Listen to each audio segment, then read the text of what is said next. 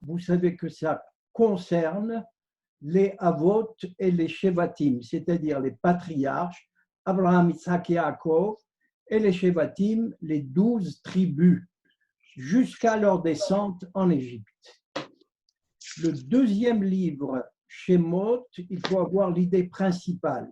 Le deuxième livre, c'est d'une part la servitude, l'asservissement en Égypte, et d'autre part la délivrance avec la construction du Mishkan qui commence et avec la faute du veau d'or, globalement. Le troisième, le livre de Vaïkra, c'est le livre que l'on appelle le livre des sacrifices, avec évidemment le Mishkan. Et enfin, le Bemidbar que nous allons commencer, que nous lisons, donc, c'est le premier verset sur lequel j'attire votre attention. Si vous voulez bien, regardez donc le premier verset en français. Dieu dit à Moshe, dans le désert du Sinaï, dans la tente d'assignation, le premier jour du deuxième mois, dans la deuxième année après leur sortie d'Égypte. Nous avons là un verset très particulier qui a des compléments circonstanciels sur lesquels j'attire votre attention. Vaidaber Adonai el Moshe, première partie, premier groupe du verset, Bemidbar Sinaï, dans le désert de Sinaï, Be-Ohel Moed, Ohel c'est une tente. Alors on dira la tente d'assignation, c'est le Mishkan. Voilà l'espace. Maintenant le temps. Be-Ehad Lahodesh Hasheni, le premier jour du deuxième mois. Il faut ici faire une observation sur le calendrier hébraïque. Aujourd'hui, on ne dit pas, on donne des noms aux mois, et c'est une tradition qui a été faite après l'exil du premier temple, quand les Hébreux ont été déportés à Babel. Ils ont pris le nom des mois qui étaient en usage chez les Babyloniens. Donc, Nissan, le mois de Pessah, Iyar, Sivan, etc., sont des noms de mois de Babel. Donc, dans la Torah, vous ne trouverez pas ces noms, mais vous trouverez en revanche les nombres, la Hodesh, la Hodesh Rishon, la Hodesh Sheni, la Hodesh Shelishi. Le premier mois, le deuxième mois, le troisième mois. Donc, il faut savoir retenir. Donc, c'est quoi le premier mois? Le premier mois, nous l'avons vu déjà dans la paracha de Shemot, la paracha de Bo, dans lequel on a annoncé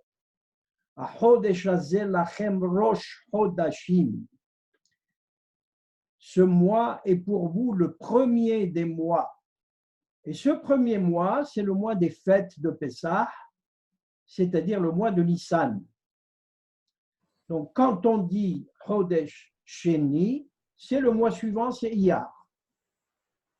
Bashana Shenit, c'est la deuxième année à leur sortie d'Égypte. Et voilà la date et le lieu.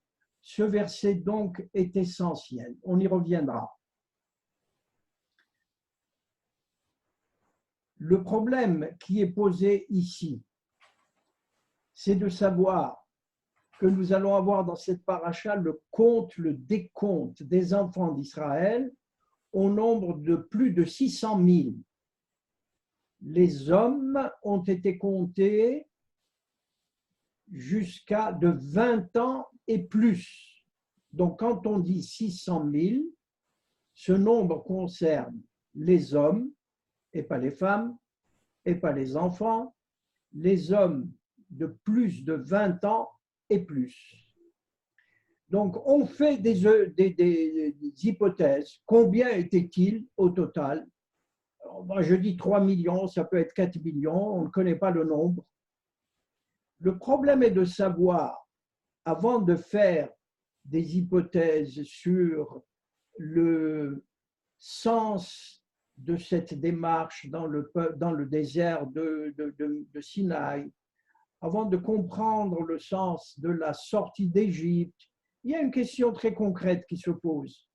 Comment ces 3 millions d'hommes, de femmes, d'enfants, de vieillards se déplaçaient dans le désert pour aller pendant 40 ans de la sortie d'Égypte jusqu'à Eretz Israël, jusqu'au Jourdain?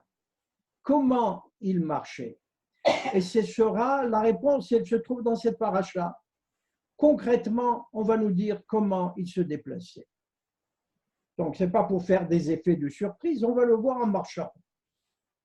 Donc, la première mitzvah, nous allons faire une observation sur les mitzvot qui sont donnés dans ces 159 versets. Il n'y a pas une seule mitzvah qui nous concerne à nous, les Juifs d'aujourd'hui, dans ce texte. C'est un texte qui contient des mitzvot, et toutes ces mitzvot concernent la génération du désert. Et on trouvera comme ça, sans surprise, dans le livre de la Torah de Moshe, dans les 4 livres, on trouvera des mitzvot qui concernent la génération du désert.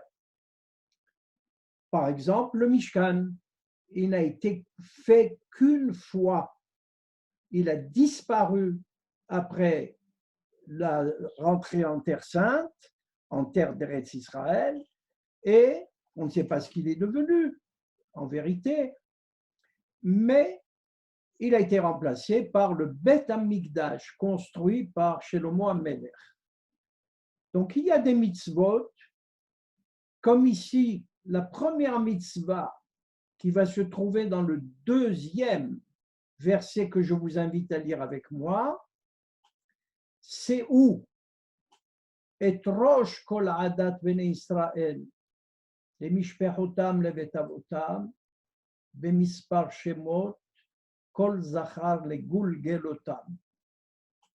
Alors, la traduction en français, il s'agit de décompter toute l'assemblée des Béné Israël par famille, de famille paternelle, les Mishpechotam, les Bet Avotam.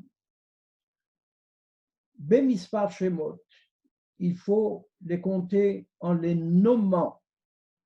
Et il ne faut compter que les enfants mâles, Kol Zachar, les Gulgelotam. Alors ici, on a un problème de recensement. Je vous signale en passant que le recensement qui est fait dans la Torah n'a rien à voir avec le recensement que nous connaissons aujourd'hui dans les nations modernes. Le recensement fait dans la Torah, il a des particularités. Regardez, elles sont écrites dans le verset 2. D'abord, il faut compter Ada. Alors, je vous demande de prendre le vocabulaire. Ici, le mot c'est Eda. Eda qui veut dire une assemblée. Et il y a un autre mot qui va apparaître tout à l'heure dans la même paracha qui est Kahal. Kouf, He, Lamed. Et Eda s'écrit Aïn, Dalet, He. Tous les deux, on peut les traduire par une assemblée, mais en vérité, il y a dans les 2 mots une connotation pour chacun des mots que je vais vous dire très rapidement. Le mot Eda rappelle, il est composé sur le mot Ed, qui veut dire témoin. Ed, témoin. Edim, au pluriel, témoin. Et à partir du mot témoin, on a Eda, qui veut dire une assemblée. La connotation ici, elle est claire. On est en différence avec le mot kahal, qui veut dire une assemblée de gens qui veulent se mettre ensemble.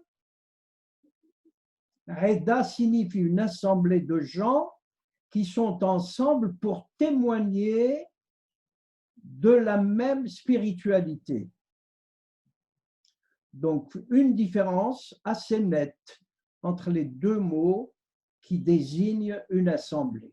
Reda avec l'idée de témoigner, Kahal, c'est avec la volonté de se rassembler. Première des connotations de la mitzvah, Moshe et Aaron ont reçu la mitzvah de décompter de faire un recensement de Béné Israël en tant que Aïda. Mais ce recensement ne doit pas surtout se faire numériquement. On ne peut pas compter les gens en leur disant 1, 2, 3 jusqu'à 600 000.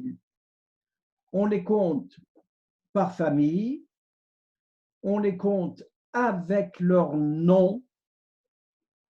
Donc, généralement, on le verra dans les parachutes suivantes. Chaque personne qui doit être comptée donne un demi-cycle. Et on compte plutôt les cycles que les personnes.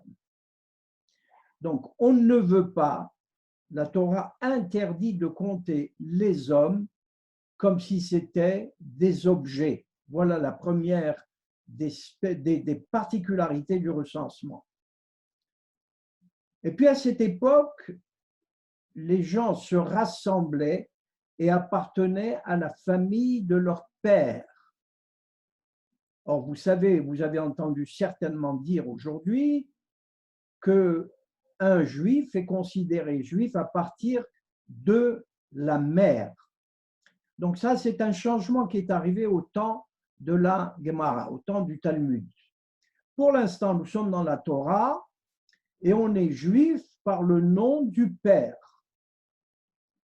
Et enfin, Bemispar Shemot, non seulement il ne faut pas compter les individus en les nommant numériquement 1, 2, 3, mais il faut les nommer avec leur nom. On compte David, Shelomo, Yehoshua, Shimron, et ça fait 4. On ne dit pas il y a 4 juifs, on dit des noms. Et puis enfin, on a besoin de compter les hommes qui sont prêts. Alors la première explication, c'est on compte une armée pour faire la guerre, comme dit Ramban. Alors les mots que l'on prend comme vocabulaire ici dans ce verset important, dans ces deux versets, je vous les rappelle, Eda et Kahal, Ed qui veut dire un témoin, le mot que vous connaissez certainement pour dire une famille, Mishpaha, le mot nombre, Mispar, le nom, Shem, Shemot, et enfin, enfant mâle, enfant femelle, Zachar, Nekeva. Donc, la première partie que nous avons, c'est l'ordre de Hachem qui va du verset 1 au verset 16. Donc, on peut prendre la première division, première partie de la paracha, 1 à 16, ordre de Hachem de décompter les enfants d'Israël selon les modalités que je viens de dire. Et puis à partir du verset 17, vous avez un verbe sur lequel j'attire votre attention.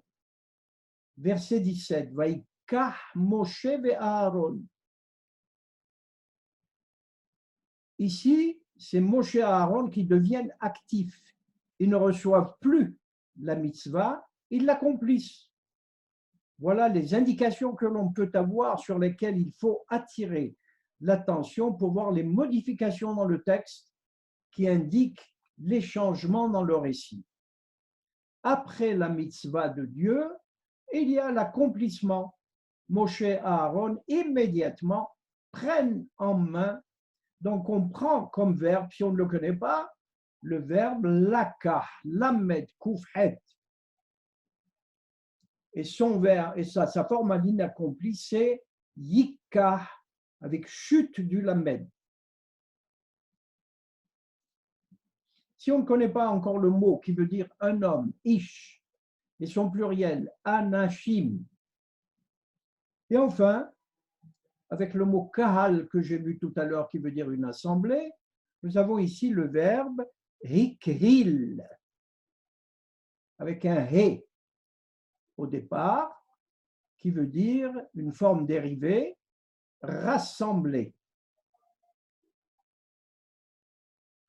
Donc ici, la mitzvah est accomplie en 3 versets, versets 17 à 19. Nous avons déjà dépassé 2 parties de la paracha. Premier verset, l'ordre donné par Dieu. Deuxième partie plutôt, pas verset. Deuxième partie de versets 17 à 19. La mitzvah est accomplie par Moshe et Aaron, c'est-à-dire qu'ils ont fait le décompte.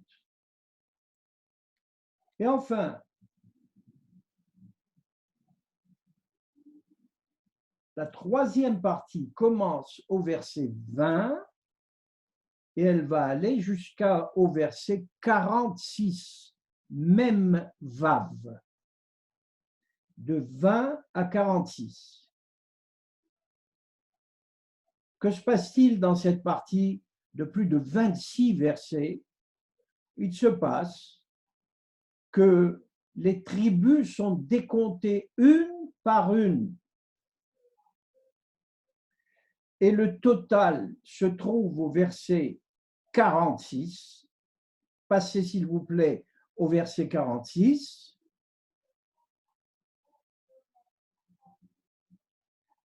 Je lis Vayiyu kol hapekudim shesh meot elef ushloshet alafim vahamesh meot vahamishim. Le verset nous donne le total. Kol hapikudim, tous les décomptes ont été au nombre de 600 000, shesh meot elef, 600 000, ou shloshet alafim, 3 000, vahamesh meot, 500, vahamishim, 50, ce qui fait un total de 603 550. Donc, c'est 3550 de plus que 600 000. Voilà le nombre des béné Israël qui ont de 20 ans et plus, seulement les hommes.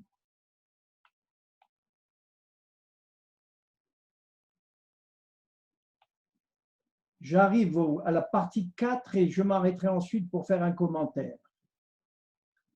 La partie 4, elle va du verset 47 au verset 51.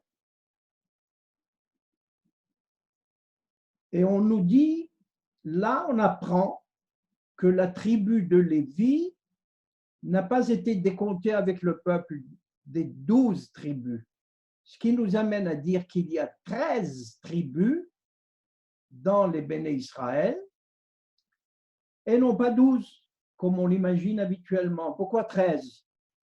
Parce que vous vous souvenez dans Bereshit que Yosef n'a pas été compté par son père comme une tribu, mais ses 2 enfants, Ménaché et Éphraïm, ont remplacé Yosef, ce qui fait une tribu supplémentaire, ce qui fait 13. Et là, dans le décompte, on apprend, et ça c'est fondamental, apprendre que la tribu de Lévi n'a pas été intégrée au peuple d'Israël, elle est à part. Elle est à part, et on va expliquer pourquoi.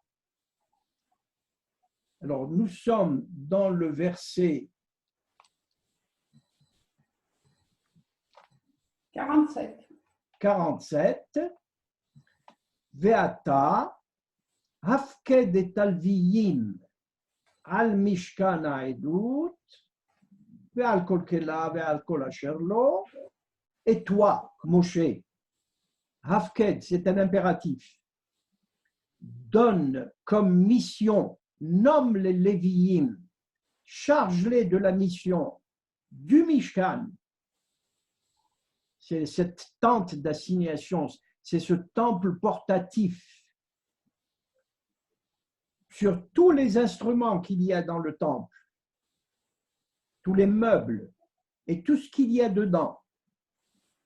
Quelle est cette mission qu'ils doivent faire en détail?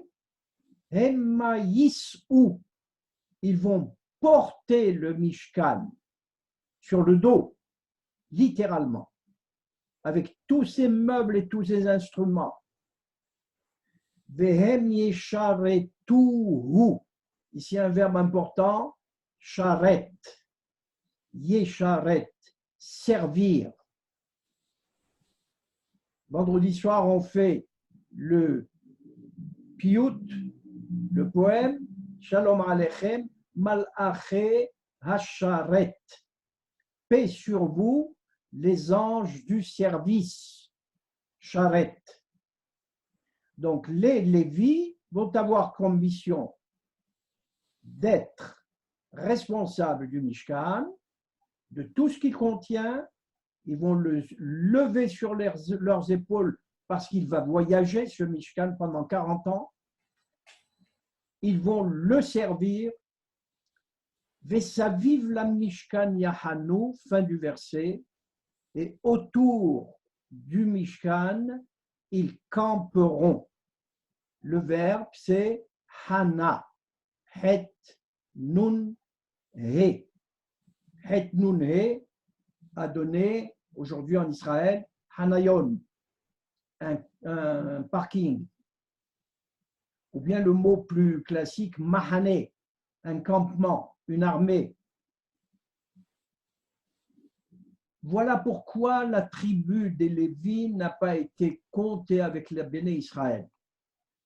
Alors le Midrash donne une explication encore plus précise, dont ils ont eu ce privilège de représenter la spiritualité d'Israël parce qu'ils n'ont pas participé à la faute du veau d'or. Donc, en quelque sorte, ils auront aussi comme charge de ne pas avoir, quand on distribuera les terres dans Israël, dans l'Eretz Israël qui sera gagné par la guerre, ils n'auront pas de territoire. Ils vont être chargés de l'enseignement de la Torah, du Beth Amikdash, et ils vont être ce qu'on appelle littéralement une tribu nomade dans tout Israël. Voilà leur mission. Donc aujourd'hui dans la paracha de Bemidbar, nous apprenons cela. Nous allons apprendre d'ailleurs un peu plus encore sur eux. Plus on avance dans le texte et plus on apprendra sur eux. Donc on s'est arrêté sur ce verset 47. Et vous avez remarqué que vous avez ainsi, dans un texte long, vous avez le sens général du texte que vous lisez en français, mais vous vous arrêtez sur des versets qui sont des versets repères, comme des bornes. Alors, je vous rappelle les versets que nous avons vus. Le premier, essentiel. Le deuxième, qui est la mitzvah. Le troisième, l'accomplissement de la mitzvah. Le quatrième, qui est consacré au Lévi, le verset 47. Je peux vous demander comment c'est le mot maté qui veut dire tribu. Le mot, excusez-moi Liliane, j'ai mal entendu. Maté, c'est la tribu. Quand on dit les 12 tribus, Shtem Esrei Matot, on dit? Oui. Vous avez raison. Maté, même, tête, et, oui. Pluriel, matot, même, tête, vav, tav, qui veut dire tribu. Et pourtant, ce n'est pas le même mot qu'on utilise quand à Pessah, on chante les 12 tribus à la fin. On dit aussi Shevet. Ah, voilà. Donc, il y a les deux mots. Quand on parle des 12 Quand on parle des 12 tribus d'Israël, on dit Maté. On peut dire Maté et on peut dire Shevet. Je ne vais pas m'occuper maintenant de faire la différence entre les deux. Non, vous non, les c'est prenez bon. telles quelles. Merci. Je vous en prie, Liliane, c'est bien. Donc, je suis, si vous vous souvenez, à la 5e partie de notre paracha. 5e partie, elle va du verset 52, c'est la fin du chapitre 1, jusqu'à presque la fin du 2e chapitre, au verset 52 encore. Donc, de 52 à 52. 50 se dit en hébreu Nun Bet.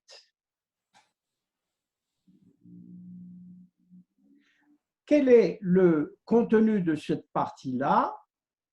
C'est l'ordre de Dieu de décompter les 12 tribus. Et donc, on va avoir, si vous voulez connaître les 12 tribus avec leur nom, vous suivez dans ce texte l'ordre qui est donné pour les tribus. Et vous verrez en premier, par exemple, l'Ir'ouven, Réhouven. Et vous suivrez, donc on ne le fera pas ce soir, mais vous pouvez y revenir. Moi, je vous donne globalement la partie. Mais il n'y a pas que le nom des tribus dans cette partie. Il y a la mitzvah, l'ordre de les dénombrer, encore une fois, tribu par tribu.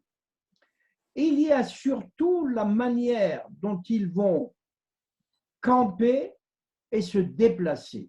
Donc là, je ne peux pas, je ne suis pas assez savant dans la manipulation du zoom pour vous faire un croquis pour que vous le voyez bien.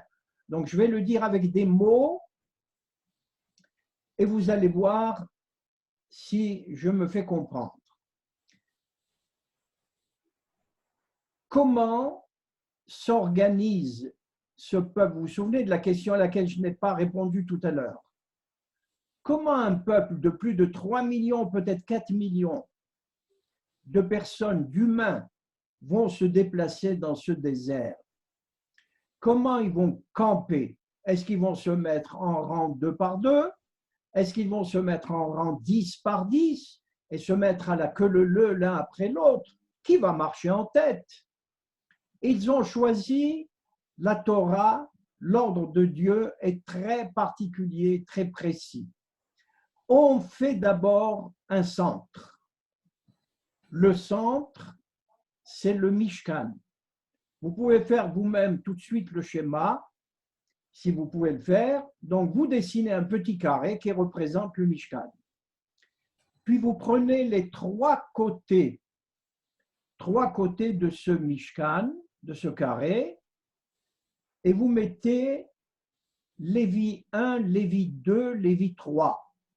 C'est-à-dire, première famille, la tribu de Lévi est partagée en 3 familles. Donc, chacune de ces 3 familles va se mettre sur le long d'un côté du Mishkan. Il reste un 4e. Ce 4e est réservé à la famille de Moshe et de Aharon. Si bien que maintenant le carré est fermé, parce que vous avez toute la tribu de Lévi, en considérant que Moshe, Aaron et ses enfants sont des Lévis. Vous avez donc un carré qui est entouré par la tribu des Lévis. Et puis ensuite, ce Mishkan, ce sanctuaire, va constituer le centre du peuple. C'est-à-dire que le peuple va être organisé lui-même en carré. Mais un immense carré qui va quand même entourer le petit carré du Mishkan. De quelle manière? Combien de tribus nous avons? 12. Et les 12 tribus vont être partagées en 4 fois 3. Et nous aurons 3 tribus correspondant à chaque côté de ce grand carré. Je ne sais pas si j'ai été clair, vous me le dites. Vous voyez le dessin? Un immense carré, 3 tribus alignées dans chaque côté, et au milieu de cet immense carré, un petit carré qui est le Mishkan, avec la tribu de Lévi disposée comme je vous l'ai dit au départ. J'attends une question, sinon on avance. Est-ce que ça vous paraît clair? Oui, c'était un rassemblement par famille sous la même bannière. Donc, les carrés en question, c'est par famille. Non, c'est par tribu qui Oui, elle-même se subdivise en familles. c'est ça, excusez-moi, c'était les tribus, oui, je voulais dire. Voilà. Maintenant, il y a encore un détail à ajouter, c'est l'orientation. Ce carré, cet immense carré, c'est orienté. Les tribus ne sont pas mises indifféremment dans n'importe quel côté du carré. Les tribus, par exemple, de Yehuda, elles sont vers l'est. Les autres sont vers l'ouest. Puis ensuite le nord et le sud. C'est-à-dire qu'une tribu peut comporter plusieurs générations, évidemment. Toute la tribu, c'est-à-dire hommes, femmes et enfants. Mais de plusieurs générations, c'est tous de la même lignée. Oui, évidemment. Là-bas, quand on avait un Hébreu, on l'interrogeait. Il disait par exemple, je suis de la famille de Gershon, qui est une des 3 familles de Lévi. D'accord. Parfait. Gershon, Kehat, Umrari, 2. Et Yehuda, c'était pareil. Ils vont se subdiviser chacun en familles. Et quelle différence avec le mot Abot, la maison des pères, la tribu, quelle est la différence? Il y a le mot, le plus grand ensemble, c'est la tribu. Ah, d'accord. Ensuite, ce sont les familles. D'accord. Mais quand on dit famille, c'est une grande famille. Hein? Excusez-moi. C'est une sous-tribu. Pour Aaron, il est où, pardon? Parce que j'ai bien vu que Moshe et Aaron. Et Aaron, il est où? Aaron et Moshe sont tous les deux avec leurs enfants, sont sur le 4e côté, autour avec les Lévi. Très bien, merci beaucoup. Merci. Donc, je le répète comme ça pour qu'on soit plus au clair.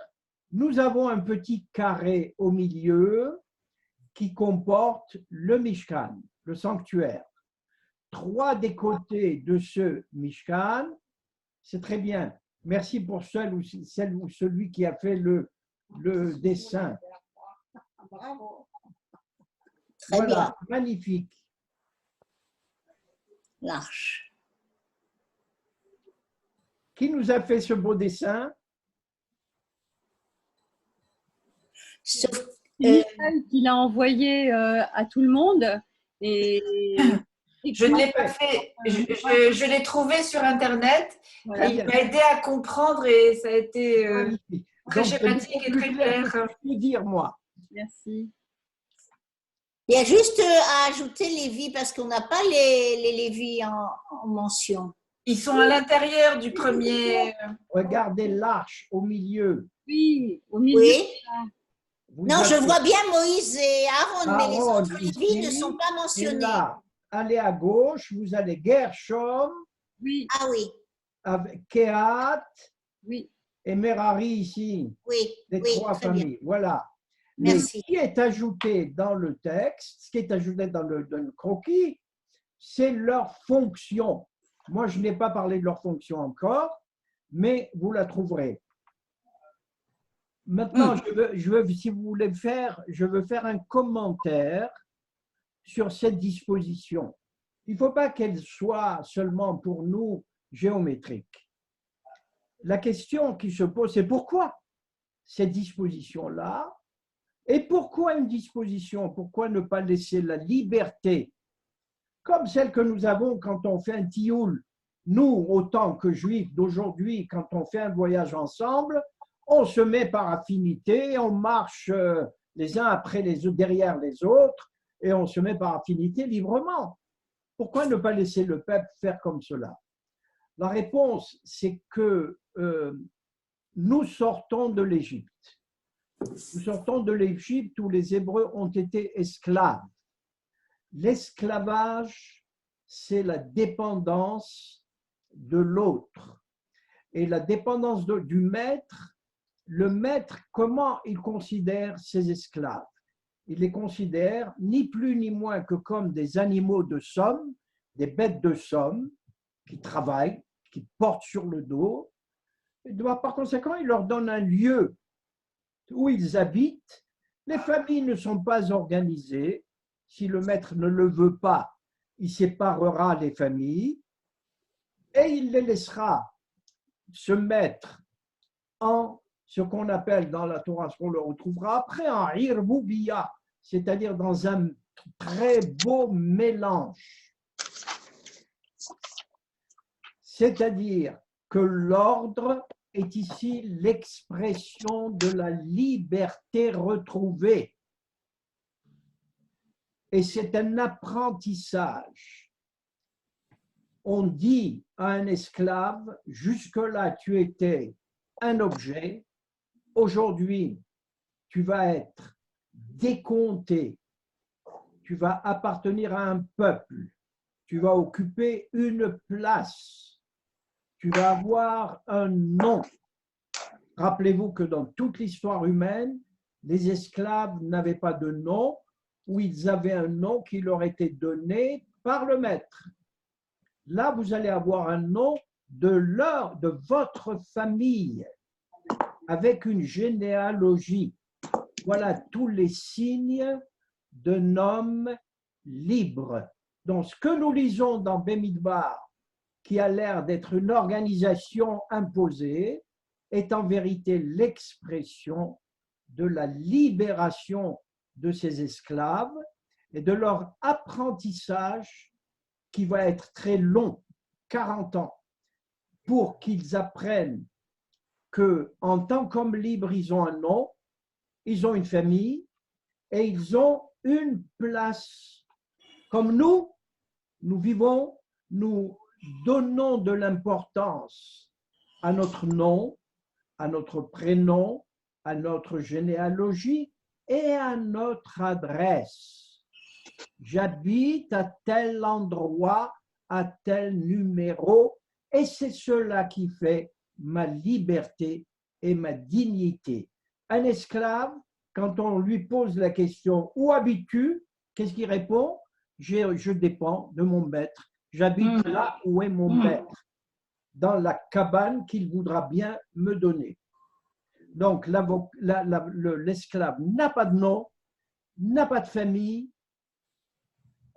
et n'a pas d'adresse, n'a pas d'espace à lui.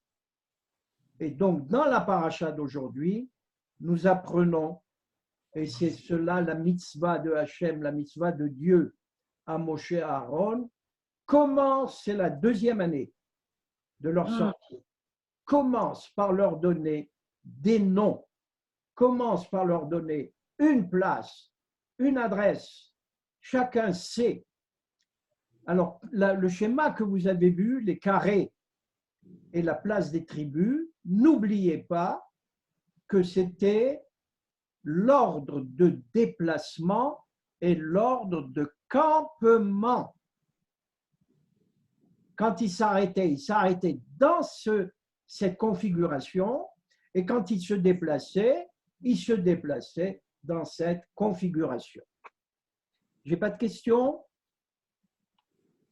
On peut dire que c'est le début d'une civilisation, alors c'est les prémices. C'est exactement la civilisation dans laquelle ils sont hommes libres, parce qu'on peut être dans une civilisation, dans une couche d'esclaves. Eux ne le sont plus. Alors, plus que la civilisation, nous avons là les signes de la liberté. Non? Oui, merci. Mais juste une dernière question sur les tribus. Excusez-moi, oui, Liliane. Juste, le sens de la tribu n'est pas relié à l'aspect guerrier. Non, non. La tribu se rattache au patriarche Yaakov. C'est pas spécialement pour l'armée ou c'est pour l'armée? Le premier sens de ce dénombrement, c'est pour l'armée. Mais on n'est pas, tous les commentateurs ne sont pas d'accord. Ramban Nachmanide dit que le mot tsava, seva, n'est pas l'armée forcément. Je ne sais pas comment il est traduit habituellement. Pour Ramban Nachmanide, le mot tsava signifie aussi grand rassemblement national. Ah oui.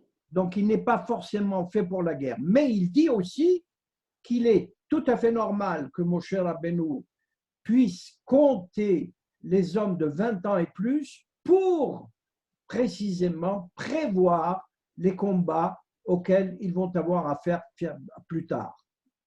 Merci. Parce qu'ils ne comptent pas sur le miracle pour conquérir la terre.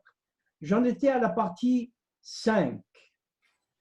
Alors, je vous ai dit ce que je pense de cette organisation et que c'était la meilleure manière, vous retenez, la meilleure manière de sortir de la servitude en retrouvant un nom, une famille, une généalogie et une adresse, c'est-à-dire un point dans l'espace. Nous sommes toujours à la même adresse. Je m'adresse à mon épouse qui me faisait l'observation de me dire que ça paraissait quand même une organisation un peu trop contraignante sur le peuple d'Israël. C'est vrai, c'est exactement la même contrainte que nous avons tous de nous trouver dans nos demeures avec la même adresse. Ça, c'est la contrainte. Heureusement que nous l'avons. Nous sommes à la partie 6. C'est bien ça, non? Je n'ai pas perdu. Oui. Alors, la partie 6, elle va du verset 1. Nous sommes dans le chapitre 2. Maintenant, je suis dans 3, chapitre 3, le verset 1 à verset 4. 3. ואלה תולדות אהרון ומשה ביום דיבר אדוני את משה. Alors, vous lisez avec moi ces 4 versets, vous les regardez. Toledot a 2 sens. Aujourd'hui, surtout, il a le sens du mot histoire. Toldot Israël. Oui, il veut dire l'histoire, mais il veut dire de manière initiale dans le sens, il y a le mot valad dedans, c'est-à-dire la famille, les engendrements. Donc, quand on dit Elle est Toldot Moshe et Aaron, la Torah veut me dire je vais te donner maintenant les engendrements de Moshe et de Aaron. Alors, ce qu'on va trouver dans ces 4 versets, vous pouvez les voir en français ou en hébreu. C'est fait? Oui. Il y a quelque chose qui frappe. Est-ce que vous avez remarqué? Et les Toldot de Moshe. Regardez-le en français. Aaron qui sont morts. Oui. Génération d'Aaron, à l'époque où l'Éternel. Un rappel. Nadab et Nadav et Avihu. Oui. Ils sont morts. Donc, Aaron n'a plus que 2 enfants. Et puis, qu'est-ce qui frappe surtout? On ne désigne pas les engendrements de Moshe. Bravo. Bon point. On n'a pas les engendrements de Moshe. On n'a pas les enfants de Moshe comme on a les enfants de Aaron. Alors qu'ils ont été annoncés dans le premier verset. Elle est Toledot, Aaron ou Moshe. Voici les engendrements de Aaron et de Moshe. Et on arrive. Alors on a 2 réponses possibles à cette absence, à cette ellipse. La première, c'est que les enfants de Aaron sont les disciples de Moshe, les élèves de Moshe, il leur a appris la Torah et en conséquence, il est leur père spirituel. Il est dit dans la Gemara que celui qui enseigne à quelqu'un, c'est comme s'il l'avait mis au monde. C'est comme s'il lui avait donné le privilège de la naissance. Voilà la raison pour laquelle les enfants, mais ça ne répond qu'à moitié. En vérité, les enfants de Moshe existent. On les a connus dans la paracha, dans l'Exode. Ils existent. Ils s'appellent Gershom et Eliezer, on sait, mais ils ne sont pas nommés parce qu'ils n'ont pas été à la hauteur de leur père et qu'ils n'ont pas rempli de fonctions à l'époque comme les enfants de Aaron. Ils sont devenus des gens de tout le monde. Ils sont devenus des Juifs, des Hébreux, comme tout un chacun, mais ils ne sont pas les enfants de Moshe. Cela nous apprend une chose, c'est comme dit de ce qu'on dit dans Pirkei Avot, HaTorah ena Yerusha lach. La Torah n'est pas un héritage. Ce n'est pas parce qu'ils sont enfants de Moshe Rabbeinu qu'ils vont être à la hauteur de Moshe Rabbeinu dans la Torah.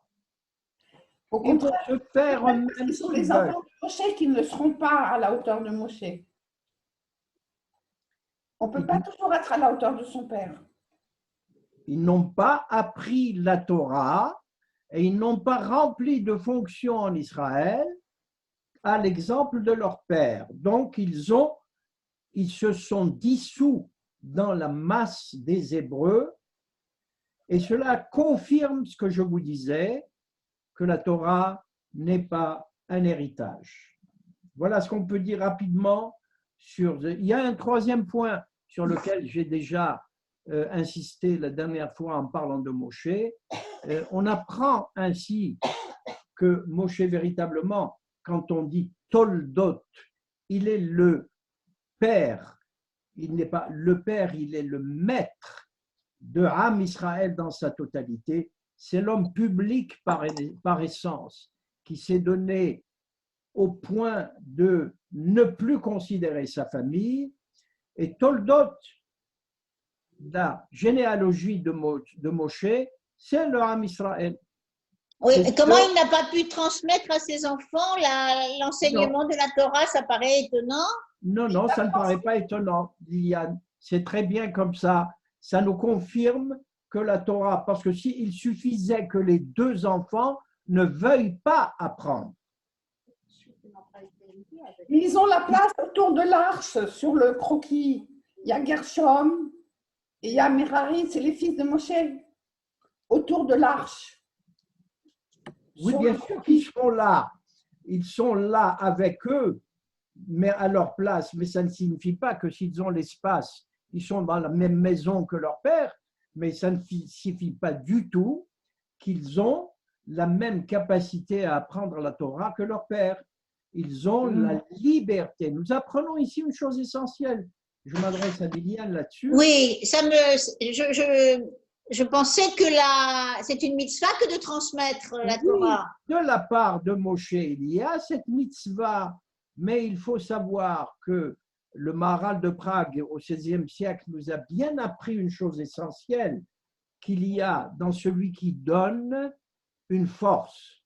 Oui. Et dans celui qui reçoit, nous a-t-il dit, il y a une force. Oui. Et quand cette force du récepteur est absente, il n'y a pas. Nous le savons en pédagogie, dans l'apprentissage. Les enfants, ils ont un maître. Il y a 25 enfants au CP. Il y a une maîtresse devant les 25 enfants. Les enfants, au bout de l'année, ne sont pas au même résultat. Ce n'est pas surprenant. Il y a ceux qui ont appris et ceux qui n'ont pas pu apprendre ou qui n'ont pas voulu apprendre. et il y a donc qui ont eu des obstacles.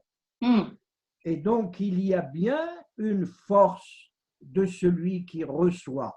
Celui qui reçoit n'est pas comme une bouteille qu'on remplit. Mais c'est un cas d'étude. Hein. Oui, oui, c'est un cas d'étude, en effet. Oui, en plus, il y avait, on ne sait pas. On sait que les enfants ont été aussi séparés un moment les enfants de Moshe ont été séparés physiquement. Oui. C'était à Midian.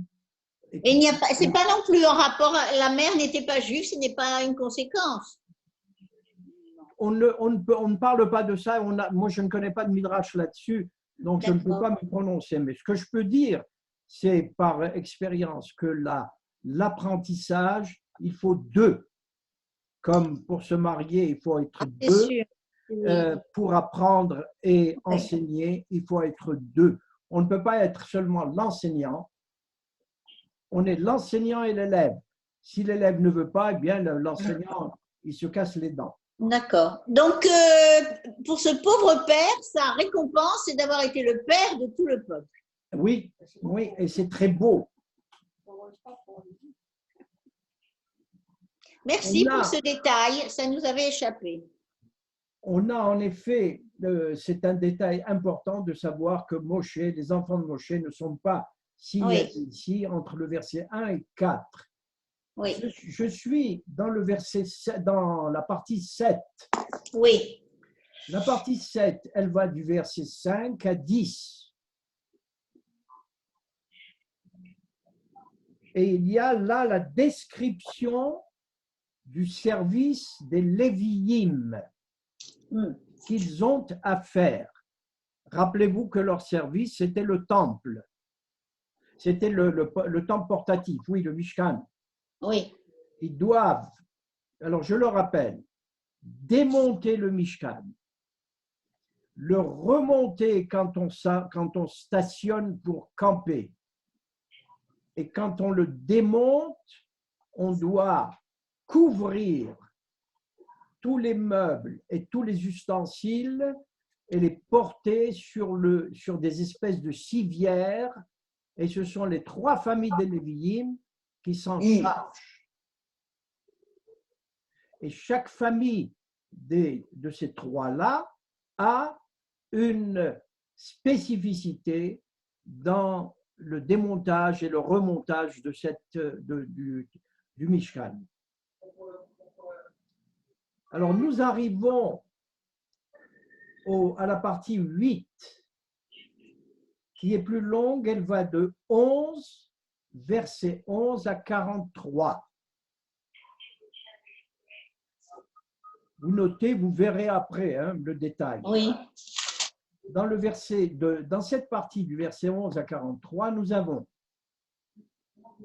un phénomène particulier et sur lequel je vais donner quelques explications.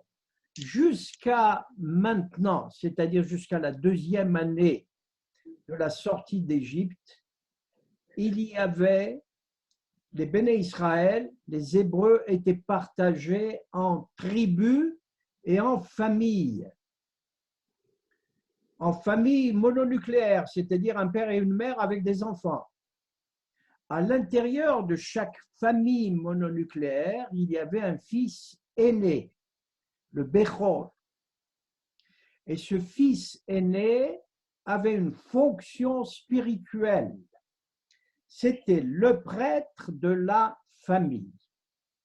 C'est lui qui détenait la tradition, qui détenait le savoir religieux et spirituel et qui le maintenait pour le transmettre aux autres. À partir de cette paracha de Bemidbar, nous allons avoir un passage extraordinaire, un bouleversement sociologique. Les aînés de toutes les familles vont perdre leur statut. Et nous n'avons plus maintenant de prêtres à l'intérieur de chaque famille. Nous allons avoir une tribu qui est la tribu de Lévi qui va remplir cette fonction de prêtre. Mais au lieu de la remplir pour une famille, elle va le remplir pour tout un peuple. Est-ce que je me suis fait comprendre? Changement radical. La spiritualité, la religion n'est plus dans chaque famille, elle est dans un peuple. Les béné Israël vont comprendre, et c'est un point à ajouter à la libération. Leur liberté, c'est d'appartenir à un peuple, et non plus seulement à une famille. Mais c'est cet élément-là qui est transformateur de famille, on passe à tribu et on passe à peuple, c'est à ce moment-là? Il continue à être une famille, le père, la mère, les enfants, Oui. mais il y a une appartenance supplémentaire qui est l'appartenance au peuple hébreu dans sa totalité. Nous avons, nous, aujourd'hui, le même type d'appartenance. Je vous les rappelle. On est un humain. Ensuite, on est dans une géographie, dans un espace. Je suis en France. Je suis français. Mais ensuite, je veux, moi, appartenir à la famille, à la nation juive, avec sa religion. Donc, j'ai au moins 3 appartenances. Je suis un humain, je suis un Français, je peux ajouter que je suis un Européen, après Français. Et j'ajoute maintenant, moi, je veux appartenir aussi à la famille de la Torah. Alors, de la même manière, et c'est ce qui fait de moi un être libre, ma liberté, c'est mes choix. Donc, les Hébreux apprennent dans cette paracha qu'ils ne sont plus seulement une pièce, mais qu'ils appartiennent à une famille et que cette famille appartient à un peuple. Et ce peuple-là, sa spiritualité, elle est prise en charge par une tribu entière qui s'appelle la tribu de Lévi. Mais cette cérémonie-là est importante, elle est décrite dans la Torah. Le passage de l'aîné de chaque famille à la tribu de Lévi va se faire numériquement. Donc, au verset 39 du chapitre 3, Kol Pekudé Alviyi Masher Pakad Moshe. 39, c'est Lamed tête. Dans ce verset, vous avez un nombre. Moshe a eu l'ordre de compter toute la tribu de Lévi. Et il a trouvé un nombre, 22 000. Shenaim ve'esrim Aleph. 2. Dans. Regarde. Zachar. Ben Hodesh Vamala. Ce sont des enfants mâles qui ont 1 mois et plus. 1 mois parce qu'ils ne vont pas faire la guerre, ceux-là. Ils sont dans la spiritualité. Donc, ils sont au nombre de 22 000. Et en correspondance, on va compter les aînés de la famille des Hébreux. C'est dans le verset 43, toujours au chapitre 3. Et on va trouver 22 273. Problème. Si on doit faire correspondance terme à terme, c'est-à-dire un aîné va être remplacé par un membre de Lévi. On va se trouver mathématiquement devant le surplus de 273 qui sont des aînés et qui n'ont pas de correspondant parmi les Lévis, puisqu'il n'y a que 22 000 Lévis. Alors Rashi nous explique, parce que la Torah n'est pas suffisamment claire pour nous, comment on va payer 5 cycles. Les enfants aînés vont avoir à payer 5 cycles chacun pour les 273.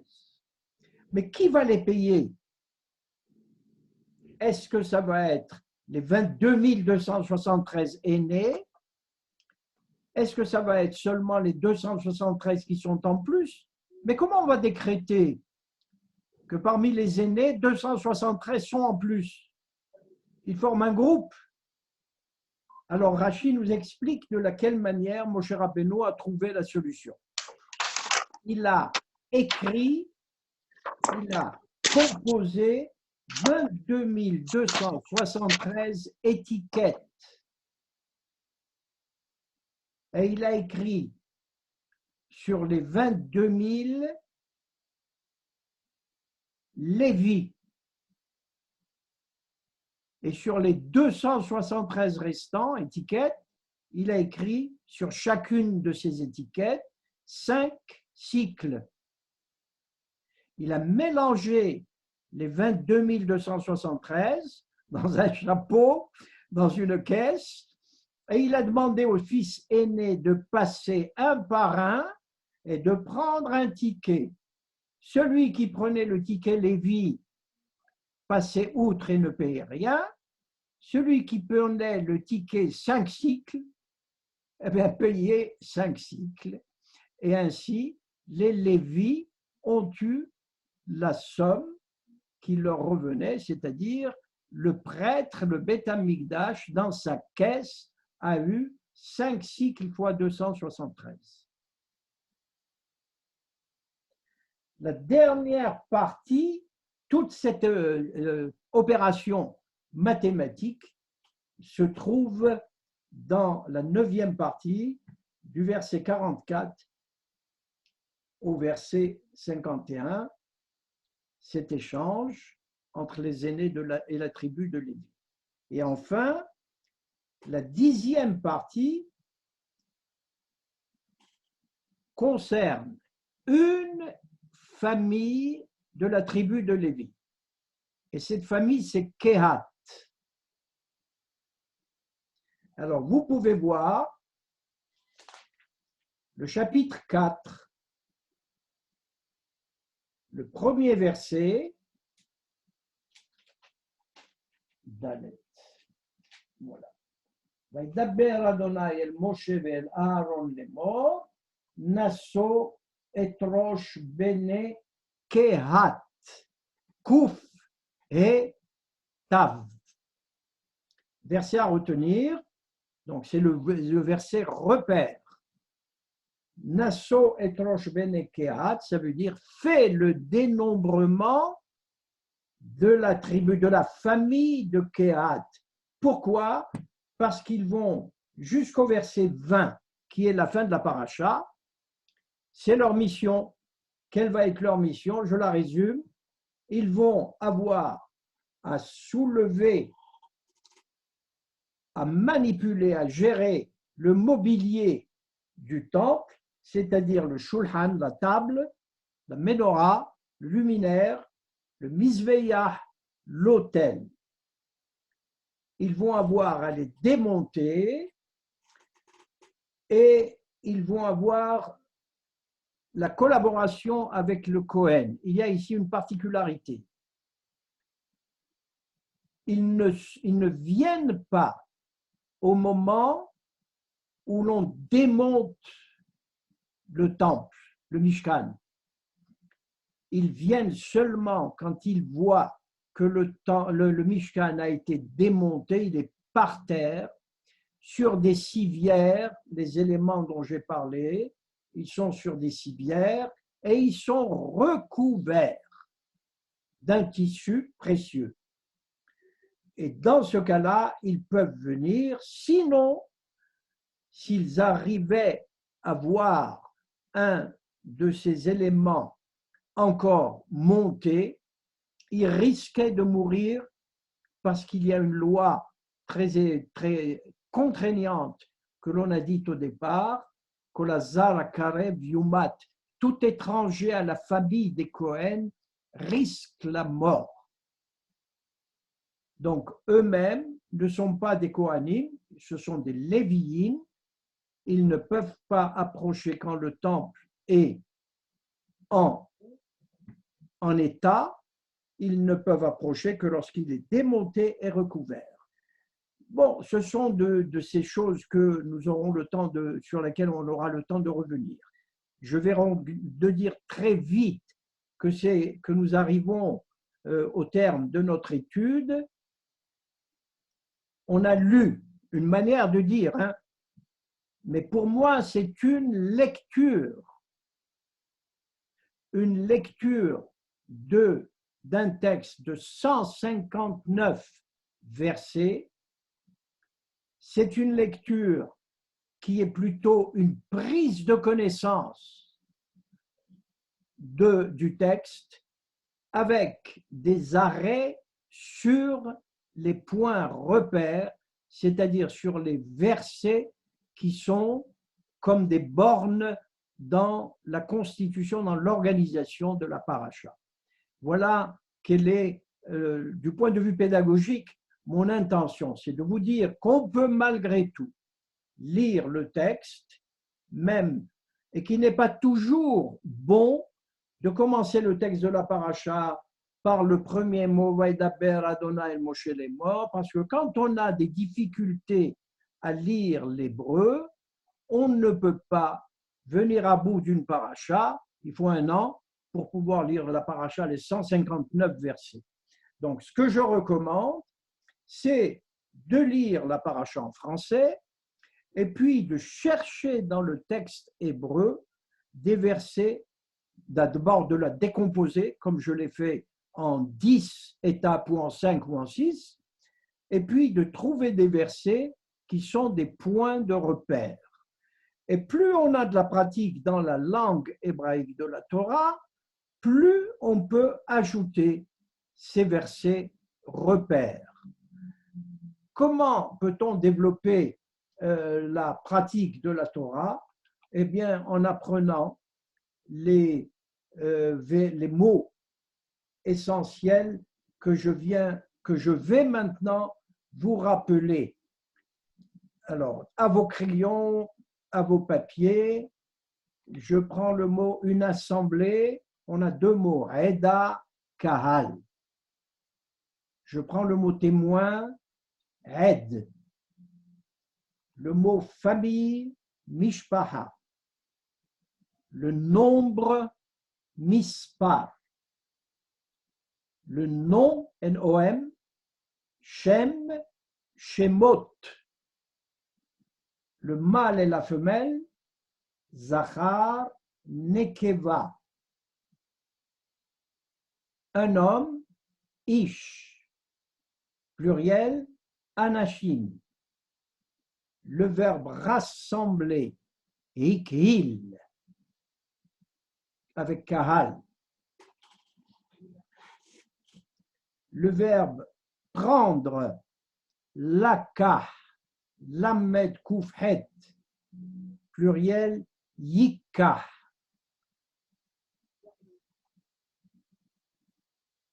Les mots suivants sur lesquels je ne me suis pas arrêté, que je vous demande de voir.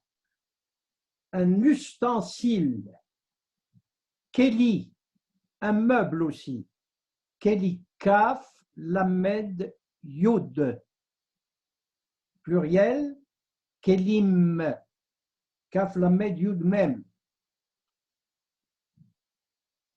Ensuite, le verbe servir, Sharet, Shin, Resh, Tav, l'inaccompli, Yesharet.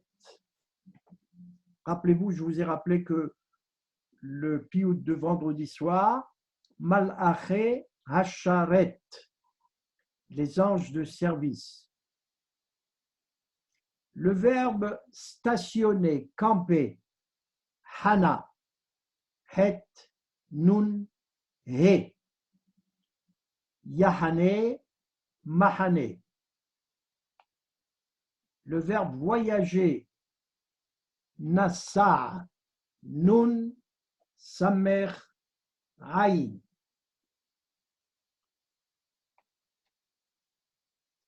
L'inaccompli de nasa, yissa, yud, samer, aïn. Le verbe descendre, yarad. Le verbe se dresser, se tenir debout, kam.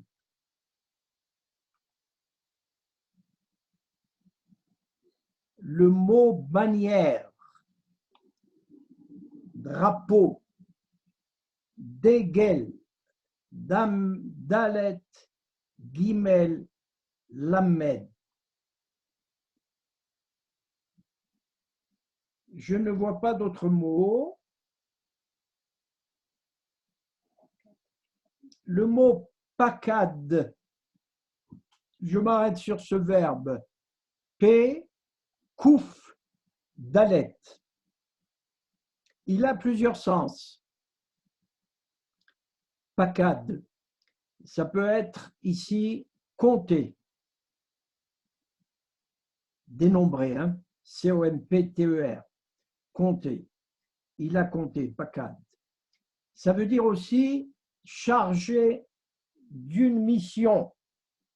En Israël, on dit aujourd'hui un pakid, un fonctionnaire, un secrétaire. Ça peut dire aussi visiter. Vadonai pakad et Sarah. Hachem a visité Sarah. Voilà, je crois vous avoir dit l'essentiel. Il y a les nombres, on les rencontre et on s'habitue à les rencontrer. Vous avez retenu que dans cette paracha, il y a 10 parties. Je l'ai divisé, moi, en 10 parties pour plus de commodité. Vous retiendrez et vous lirez avec précision les versets repères ou les versets bornes.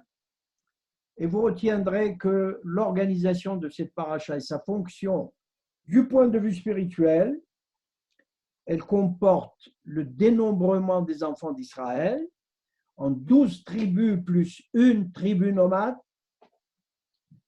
Vous retiendrez que cette organisation aussi minutieuse de la Torah, c'est l'apprentissage de la libération, de la liberté à laquelle nous assistons. Je crois vous avoir dit l'essentiel de ce que j'avais l'intention de vous dire. Si vous avez une question, je me prête volontiers à y répondre.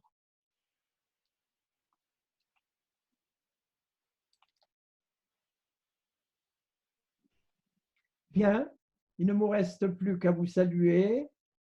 Merci beaucoup. Et à vous demander encore une fois, si vous avez le temps, de vous livrer à la revisiter cette paracha de la manière que je vous ai indiqué. J'ai juste une petite dernière question. Comment les 12 autres tribus ne sont pas nomades? Non, parce qu'elles vont avoir, nous le verrons dans ce livre, le 4e livre, elles vont avoir chacune un territoire. Mais après, oui, d'accord. Après, dès qu'on rentre en terre d'Israël, d'accord. Chaque tribu aura un territoire et la tribu de Lévi n'aura pas de territoire. Elle aura en réalité un territoire qu'on appelle les villes refuges, mais je ne veux pas y entrer. Non, non, c'est égal. Mais c'est parce qu'elles n'étaient pas encore distribuées, les terres. Donc là, non, pour le moment… on n'a pas fait de conquête encore. D'accord. Mais ils ont un drapeau, c'est déjà beaucoup. Ils ont un drapeau, en effet. Merci beaucoup. Merci à vous. Bonne soirée à tout le monde. Au revoir. Merci beaucoup. Bonne Merci. Merci, Marie.